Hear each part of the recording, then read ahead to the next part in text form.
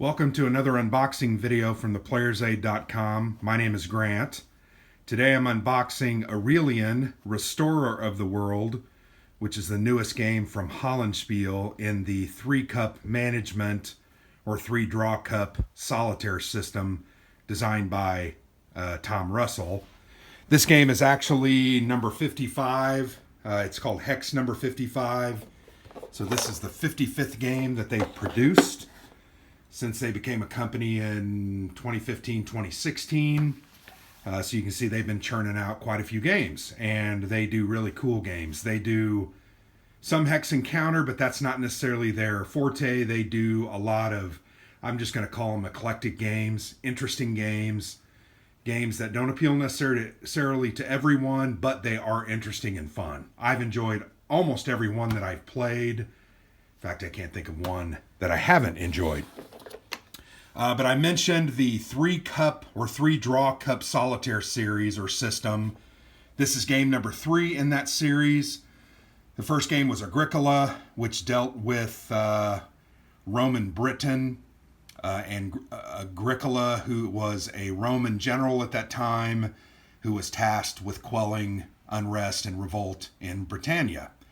The next game in the series was Charlemagne, obviously the French kings and Europe, and you play as Charlemagne, and you're trying to protect your throne from invasion by several barbarian tribes, as well as interlopers from the Vikings to the Saracens and others. All 3 use the same system. They use 3 cups, which each of the 3 cups represent a different stance or attitude of peoples towards your rule. There are 3 of those cups. The best one is the friendly cup. That means they are your friends. Typically you can recruit from that cup. There is an unfriendly cup kind of in the middle. They are starting to lean away from you because of things you've done. And then there's the hostile cup. Those are your enemies. Each action you take on the board, you're going to draw a certain number of those counters from certain cups, and you're going to move them back and forth. You might move them from the friendly to the unfriendly, and from the unfriendly to the hostile, from hostile back down to unfriendly. Just depends on what type of actions you take. So here's the cover. It's purple. That honestly immediately evokes Roman, donning the purple, etc. The purple of emperors. And this game deals with Aurelian, who was an emperor who only reigned for 5 years, from 270 AD, I believe, to 275. I think he died. I don't remember why or how, but he kind of brought the empire at the time of crisis back from the brink of collapse and restored it to what they believed it should be. That's why he gained the title Restorer of the World. I'm not going to attempt to state that in Latin, but that's what the game is based on. So let's go ahead and take a dive into the box. This isn't necessarily a game review. The first thing you'll see here, let's go ahead and grab the rule book. These games are not necessarily difficult to learn or understand. They're not overly procedural either. I feel like you have a lot of choice about what you should do or what you can do. Now, as we know, with games, there are things that you should do versus what you want to do. So this is the rule book. Great little painting there. I know Tom does a lot of the graphic design with his games, although Anya Zielkowska did the counters and the map art, I believe. So yeah, here's a look at the rules. You can see there's a table of contents there that they go into the different elements from setup. There's a sequence of play, the actions phase, the different actions you can take, the reactions and how they work, build, levy phase, Deadpool phase. When you kill your enemies, you're going to then put them into different cups based on what the regions are like. Are they an open rebellion? They're going to go into the enemy. If they've been pacified, they're going to go into friendly, etc. Taxation, because you have to spend money to build things like temples to Sol Invictus, armies, legions, and then you have to pay the upkeep cost of your legions. There's a turn-in phase, and then this game has certain lose conditions. If you do not meet certain victory points at certain stages, you can automatically lose. If your armies are all killed, you can automatically lose. I think if barbarians get across the Danube or a certain number of them, you lose. The rules really are, like I said, they're fairly straightforward and short. 9 pages of rules. Fairly dense rules. These are not illustrated necessarily. They don't have a lot of examples of play because the game is fairly straightforward and simple. If you're interested, you can read a lot of action points that I've written about Agricola, and it uses the same system, so it's going to get you to understand those things.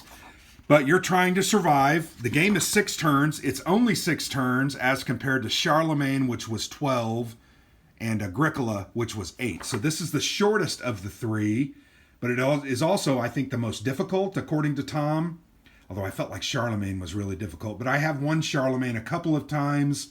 I've gotten to the point where Agricola I win 8 times out of 10. It all depends on some of the rolls with the battles.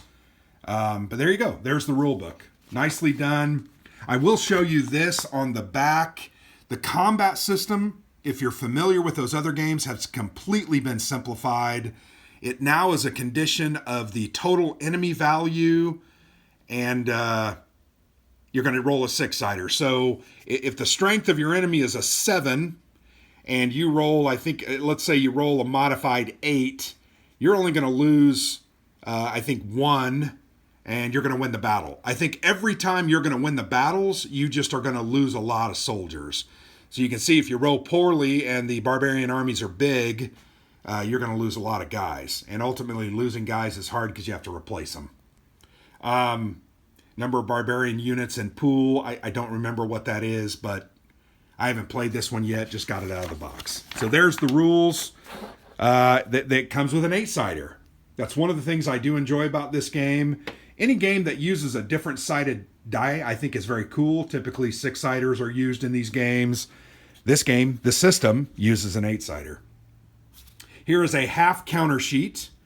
About 88 counters, I believe the rules manual said. I think they're very nice. These are actually designed by... I think the counters are designed by Tom. In fact, I read a blog post where he bought a new fancy-dancy technology to help him do that. Obviously, these top units represent your some of the game markers, victory points. Here's the treasury and income, your legions and their values. If you turn them over, they're bigger. Those legions become bigger. Your leadership value there, I believe that's Aurelian, becomes bigger as well. It's a +2 there, whereas on the other side it's only a +1. Here are your different enemies. You've got kind of the Britons there in the blue, the Germanic tribes in red, Byzantium, which is obviously to the east, and then you have Zenobia and her legions, which are Egypt, that southeast side of the Mediterranean. And then these are a bunch of battle markers, different markers for the various tracks, walls. You'll notice here that's a new addition to the game. You actually have to build walls to not only protect the eternal city Rome, but also to get victory points. And those walls count kind of as a modifier or a multiplier. And if you don't build them, it's like -80 victory points or something like that. Ultimately, to win, you have to have over 85 victory points in 6 turns, and it's going to be challenging. So definitely building walls is important. There's a look at some of the other. You can see these are temples there to the bottom left. Let me put that down. I'm trying to do this one-handed. These are temples. They're finished, and on this side, you can see they are started.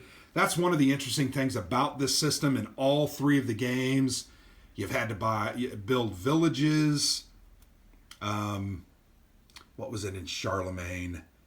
Cathedrals, and now it's temples to Sol Invictus. And it always takes 2 turns to do that. You have to start them. You pay a certain amount of gold, 2 or 3 coins. The end of the next turn, you can finish them by spending 3 coins to complete them. Those help you keep regions pacified, and they are very, very important. If you cannot get those out, if you can't get 2 or 3 of those out, your regions are going to be very, very difficult to control. So these are double-sided counters. One side's obviously a little bit simpler, and then you've got a little more color and some pictures on the other side. So yeah, half sheet of counters, 88 counters, not a lot. They've got a great player aid. I feel like Agricola, the player aid, was in the rule book. It was kind of the back page or two. This is a bifold, so it's actually 4 different panels. And you can see there are rules about each one of those phases. There are the reactions, how you're going to adjust the cups, the levy phase, how you're going to build troops, cleaning the dead pool and where you put those troops, turn-in phase, taxation, winning and losing, setup, it even reminds you. So this is one of those things you're going to play the game maybe twice, and then you're just going to basically use this player aid. You're not going to need to dive into the rules very much once you've played it a couple of times. So really nice player aid. There's a picture of Zenobia on the back. Sorry, I had that held a little high. This is a picture, I think, looks like it's done in 1888 by Herbert Gustav Schmalz, called Queen Zobea's Last Look Upon Palmyra. One of the things you have to do is capture her, destroy her kingdom so that they can't attack you anymore. Let's go ahead and look at the map. So I will say one thing. These are paper maps. Hollandspiele generally does paper maps. I do believe that there's an option for some of the games through Blue Panther. Blue Panther does their printing. There is an option for some canvas maps. I'm not sure Aurelian has an option for that yet, but I don't know. Maybe they do. This game just came out, so maybe they are available. Maybe they're not. I'm not sure. But you can see it's a paper map, but that's no big deal. I just throw a plexi on top of it, or put 2 or 3 heavy, like a GMT Games war game with 1,000 counters in it, and it will smash it down from play to play. It's always going to kind of get rebent because you're going to fold it up and put it back in the box. I've seen some people laminate these and then keep them like stuff behind their bookcases. I don't want to do that. I've got so much clutter in my game room. I'm okay with the paper maps. It works. Would a mounted map be great? Absolutely. But you'll know one of the hallmark of these games, they're print on demand. You usually pay $40. If you throw a mounted map on there, you're going to pay $10 more, maybe $15 more. So all of a sudden you're paying $55 for a game. That gets a little pricey. Now, could they offer that as an option? Absolutely. And I almost wish they do, but that's why they offer those canvas maps. Similar to if you laminate it, you're going to have the same problem storing those canvas maps. That's not for me. Sorry. This is a look at most of the Roman Empire at that time. These different colors represent the different kingdoms. Remember I mentioned Zenobia. Germania is red. The Eastern Empire, Byzantium, Moesia, Dalmatia are the green. And then you've got the Britons in blue. And you'll notice the Danube. So here is the Danube there. And then those circles are tribes on the other side that are trying to attack you. You've got to station garrisons there to attack those tribes and hold your defenses. Here's where you build your Aurelian walls, which once again are a victory point multiplier, for lack of a better word. You've got several different boxes, the dead pool. Here's your income and treasury track, your VP track.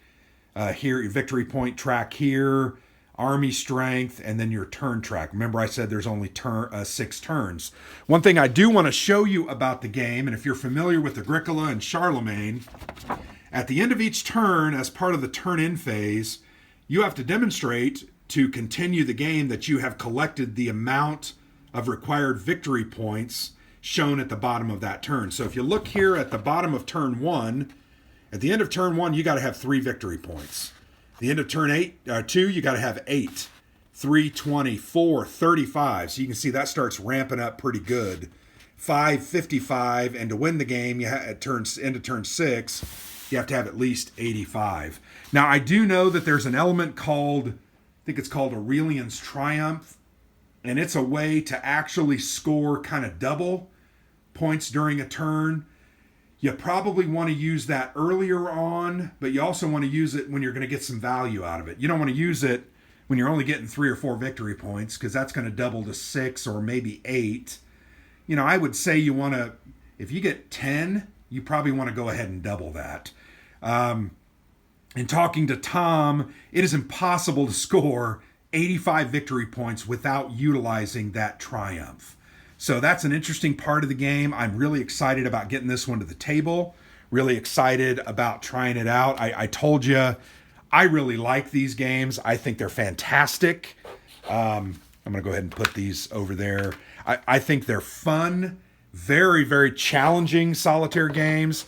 And that's one of the things about this medium that I think most of us expect. We expect a challenging war game. We don't expect a cakewalk. If a solitaire game is a cakewalk, I'm going to put it on the shelf and most likely never play it again. If I start winning a game every single time I play it, it becomes less interesting to me, at least. So that's why I love these games from Hollandspiele. Agricola is probably, I thought, the easiest one. I've started winning it most of the time now. Charlemagne's still very tricky. Some of their other games, Wars of Marcus Aurelius and Stilicho, man, I still have trouble winning those sometimes. I'll get on a streak sometime and win a couple in a row, but I'm always going to lose, and there's always that risk of losing. So anyway, that's a look at Aurelian, Restorer of the World, hex number 55, from Hollandspiele, designed by Tom Russell. I don't know if you guys feel this. I just believe Tom Russell is one of the great designing minds of our time. He just comes up with such interesting aspects, and I really look forward to how he's going to push the envelope in the future. Always enjoy his games, have a good time, enjoy them, am challenged by them, and I like them. So there you go. I'm going to play this one. Hopefully I'll do a video review. I have not done a video review of Agricola or Charlemagne. I've done some written content on Agricola. I want to do some written content on Charlemagne. I want to do videos on both of those. And I probably will never do a playthrough video of Charlemagne, only because it's 12 turns. I might do a turn or two. I probably need to do a turn or two of Agricola. And then this one, I may be able to do a full playthrough because it's really only 45 to 60 minutes. So there you go. Thanks for watching, and look for more videos on our YouTube channel. Thanks a lot. I've been Grant with the Player's Aid.